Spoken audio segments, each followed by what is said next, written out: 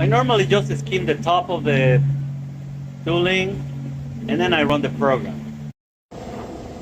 We have the tooling already all squared up. Now the tooling is done. Got the pins, the thread holes. And now we're gonna check if the part fits. The part checks pretty flat on it. Now we're ready to make some chips. Now we're cutting the part after the tooling is made.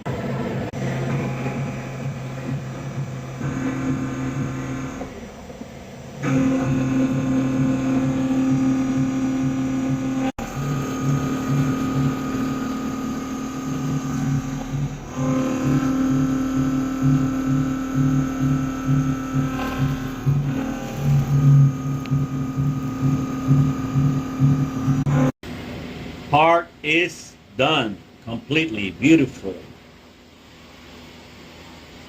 No mismatches, very good. Good job for today. See you guys next video.